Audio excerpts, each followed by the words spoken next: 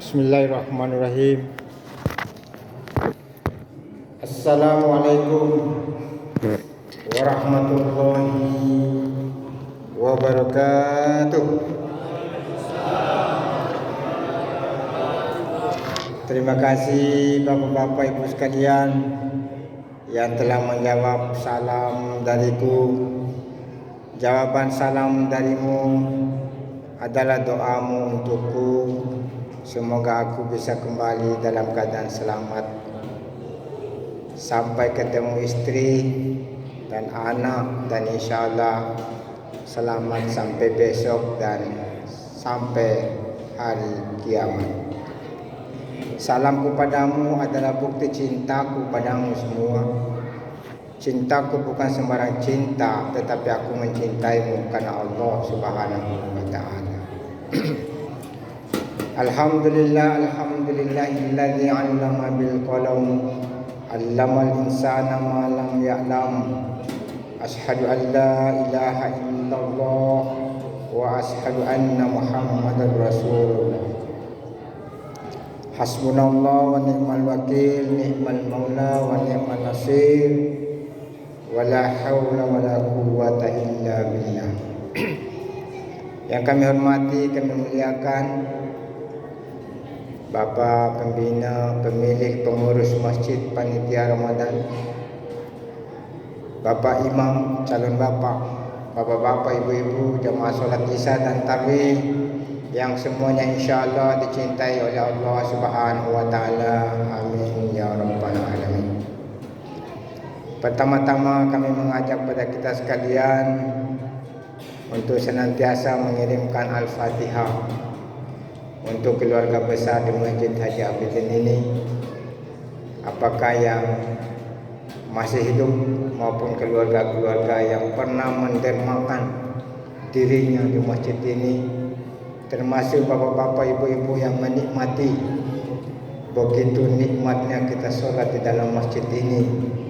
Semoga Allah Subhanahu wa ta'ala mencurahkan rahmat, memberikan kesehatan lahir batin, kebahagiaan dunia wal akhirat ila hadratin Nabi Mustafa sallallahu alaihi wasallam untuk kita semua, dan juga semua ada keberkahan dalam pertemuan ini. Al-Fatihah. Bismillahirrahmanirrahim. Alhamdulillah. Ar-Rahmanirrahim. Iyyaka na'budu wa iyyaka nasta'in. Shiratal ladzina an'amta 'alaihim. Bacaan suratul Fatihah ketika kita mengucapkan pertama Bismillahirrahmanirrahim, Allah menyampaikan kepada para malaikat, "Wahai malaikat, aku persaksikan kepadamu bahwa ada sejumlah hambaku yang memulai pekerjaan dengan menyebut namaku dan meyakini bahwa dari sayalah sumber keberkahan dalam pekerjaan. Karena itu kata Allah dalam hadis qudsi, aku punya kewajiban untuk memberikan berkah rahmat, memberikan kemurahan kasih sayang kepada mereka yang telah menyebut namaku. Sampai walad dolin, amin. Allah juga menyampaikan bahwa semua permintaan hamba-Ku akan Aku penuhi, dan Aku akan mengampuni segala dosa-dosanya masa lalu, sebagaimana dia seorang bayi yang baru dilahirkan oleh ibunya. Amin ya rabbal alamin. Bapak Ibu kami hormati, sudah 4 menit karena ini 15 menit. Malam ke-20 masih masuk kategori yang telah dibagi oleh sebagian besar ulama. 10 malam kedua adalah penuh dengan ampunan Allah, maka disebut dengan maghfiratum minallah. Sebuah kisah Bapak Ibu kami hormati, ada seorang pemuda namanya si Fulan. Usianya 31 tahun. Pada masa Rasulullah sallallahu alaihi wasallam, Allahumma shalli wa sallim wa barik. Pekerjaannya itu adalah penggali kuburan. Kalau ada yang meninggal, dia yang dihubungi dan dia yang menggalikan kuburan. Dia kerja menggali kubur itu, profesinya sebagai penggali kubur sejak usia 17 tahun. 31 berarti 14 tahun dia menjalani pekerjaan itu. Dia tahu semua siapa yang meninggal, laki-laki atau perempuan, gagah atau jelek, cantik atau tidak. Walhasil suatu ketika ada putri dari seorang sahabat Rasulullah SAW yang meninggal, dikuburkan pada makam itu, dan yang menggali adalah seorang pemuda tadi. Setelah dikuburkan seorang perempuan cantik tadi, semua sanak keluarganya pulang meninggalkan makam atau kuburan itu. 7 langkah ketika dia tinggalkan kuburan, sudah didatangi oleh malaikat Munkar dan Nakir. Setelah beberapa pertanyaan yang dihadapi oleh seorang gadis tadi, almarhum, keluarga daripada almarhum sudah sampai di rumah, sudah memasuki waktu malam. Maka muncul hasrat seorang pemuda tadi, penasaran ini, bagaimana kira-kira tadi perempuan. Akhirnya karena godaan setan laknatullah, seorang penggali kubur ini menggali kembali mayat almarhumah tadi. Setelah dia menggali, dia menggagahinya, dia menggaulinya, sebagaimana dia menggauli orang yang masih hidup. 1 minggu, 2 minggu, 3 minggu dia gelisah, bukan main. Minggu keempat, karena kegelisahan selalu menghantui dirinya, tidak bisa tenang, selalu dihantui oleh ketakutan. Maka berinisiatilah seorang pemuda ini menemui Umar bin Khattab. Ditanya, apa gerangan wahai pemuda? Saya mau menemui Rasulullah. Sambil menangis ketakutan, pucat. Kenapa mesti kamu mau menemui Rasulullah? Saya ingin memohon petunjuk kepada beliau, karena ada sesuatu pekerjaan yang betul-betul Allah murkai terhadap diriku. Akhirnya Rasulullah SAW mengantarkan pemuda ini ketemu, Umar bin Khattab mengantarkan pemuda ini ketemu Rasulullah SAW. Sampai di sana, sang pemuda masih tetap menangis ketakutan. Rasulullah SAW menyuruh kepada pemuda, wahai pemuda, masuklah di rumah. Tidak mau. Disuruh masuk, tidak mau. Dipaksa, tidak mau. Maka Rasulullah SAW yang menemuinya. Dia keluar. Apa gerangan yang membuat engkau tidak mau mendengarkan nasihatku? Saya malu ya Rasulullah. Kenapa? Apakah kamu sudah melakukan kesalahan? Ya Rasulullah. Apa kesalahanmu itu? Tidak mau jawab. Apa dosamu? Tidak mau jawab. Ditanya oleh Rasulullah, wahai pemuda, apakah dosamu itu lebih besar daripada kebaikanmu? Ya Rasulullah, dosaku lebih banyak daripada kebaikanku. Apakah dosamu itu lebih banyak daripada pasir yang ada di pantai? Ya Rasul, lebih banyak dosaku daripada pasir yang ada di pantai. Apakah dosamu itu lebih besar daripada air yang ada di laut, kemudian tanah yang ada di daratan? Ya Rasulullah, dosaku lebih besar daripada itu. Pertanyaan Rasulullah SAW yang terakhir, apakah dosamu itu lebih besar daripada alam beserta isinya dan ampunan Allah Subhanahu wa taala? Ya Rasul, lebih besar dosaku daripada segalanya itu. Bahkan ampunan Allah tidak bisa mengalahkan dosa. Maka dipaksa, dibisik lagi, didekati. Apa sebenarnya yang kamu lakukan? Kira-kira begitu. Pemuda dalam keadaan terpaksa menceritakan, saya telah melakukan perbuatan bejat.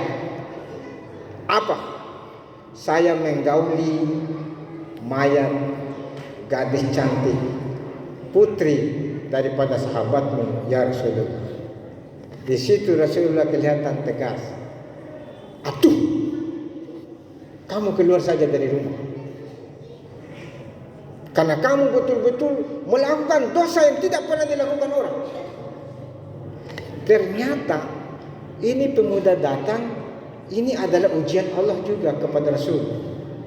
Maka keluarlah pemuda ini diusir, dan dia pergi tidak kenal arah mau kemana.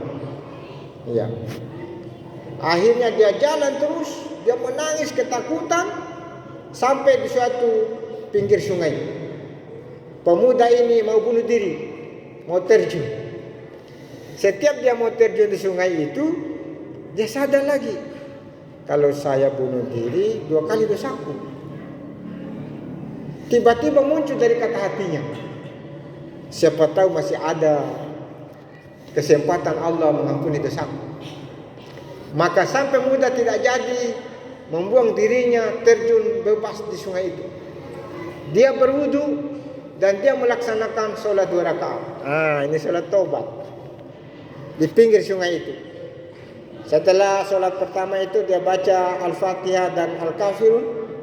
Rakaat kedua Al-Fatihah dan Al-Ikhlas. Dia sujud terakhir dengan tidak berkata-kata, hanya kata hatinya, ya Allah,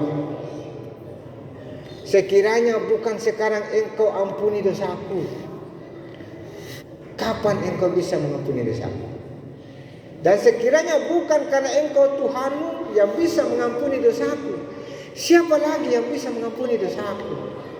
Daripada engkau membakar aku di api nerakamu, maka siksakanlah saya, siksalah saya pada hari ini sampai mampus diriku. Akhirnya datang malaikat Jibril membisikkan di telinganya, wahai pemuda, sesungguhnya Allah itu innallaha sami'ud du'a. Allah itu mendengarkan doa-doamu. Innallaha ghafurur rahim. Allah itu Maha Pengampun lagi Maha Penyayang. Maka gembiralah sang pemuda, doa dan tobatnya diterima. Sampai maghrib dia kembali, dia teriak, ya Rasul, untung engkau mengusir aku dari rumahmu, sehingga saya sudah diterima oleh Allah tobatku. Rasulullah sementara sholat, bacaan waktu maghrib itu beliau baca sholat setelah suratul Fatihah, dia baca surat Al-Insyirah, Alam nasrah laka sadrak. Makanya ada sebagian ulama itu kalau maghrib itu yang dibaca tentang kelapangan dada. Sesungguhnya terakhir itu sesudah kesulitan ada kemudahan. Dan pas Rasulullah mengucapkan salam ke kanan, Assalamualaikum warahmatullah, teriaklah pemuda di belakang, terima kasih ya Rasulullah, engkau telah mengusirku dan Allah telah mengampuni dosaku. Kesimpulan daripada hikmah daripada cerita kisah ini, Bapak Ibu kami hormati, orang yang menggauli mayat saja masih bisa diampuni oleh Allah Subhanahu wa taala. Apalagi kita semua ini tidak pernah. Tetapi mungkin ada dosa-dosa kecil. Karena itu dalam Al-Qur'an surat Ali Imran ayat 31 Allah berfirman, "Qul in kuntum tuhibbunallah fattabi'uni yuhibbukumullah wa yaghfir lakum dzunubakum wallahu ghafurur rahim." Katakanlah, jika engkau ingin dicintai oleh Allah Subhanahu wa taala, ikuti Rasul. Dan hendaklah engkau memohon ampun atas segala dosamu. Dan sesungguhnya Allah Maha Pengampun lagi Maha Penyayang. Karena itu Bapak Ibu kami hormati, menurut Rasulullah SAW, kullu bani Adam khata wa khairul khata'u tawwab. Semua anak cucu Adam adalah salah, hilaf dan dosa. Sebaik-baiknya orang yang salah, hilaf dan dosa adalah orang yang memohon ampun kepada Allah Subhanahu wa taala. Bapak Ibu yang kami hormati, kesimpulannya adalah bertobatlah sesuai kemampuan setiap waktu, termasuk setelah atau di saat sholat tarawih. Pada saat imam assalamualaikum membaca nashhadu an la ilaha illallah dan seterusnya, setelah itu terakhir beliau mau naik dari tempat duduk sajadah, kita baca di selang di situ, Rabbana atina fid dunya hasanah wa fil akhirati hasanah wa qina adzabannar. Itu baru naik. Begitu lagi kalau sudah 2 rakaat, imam mengucapkan salam kanan, salam kiri, kita baca doa di situ, Rabbana atina dan seterusnya. Tapi bisa juga kita selingi doa untuk orang tua. Allahumma ighfir lana wa li walidina warhamhum kama rabbawna shighara. Rabbana atina fid dunya hasanah wa fil akhirati hasanah wa qina adzabannar. Itulah inti dari segala inti doa bagi orang-orang yang mengharapkan turunnya Lailatul Qadar. Semoga ada manfaatnya. Karena saya serius, ikuti waktu pas 16 menit. Terima kasih atas segala kekurangannya. Billahi taufiq wal hidayah. Wassalamualaikum warahmatullahi wabarakatuh.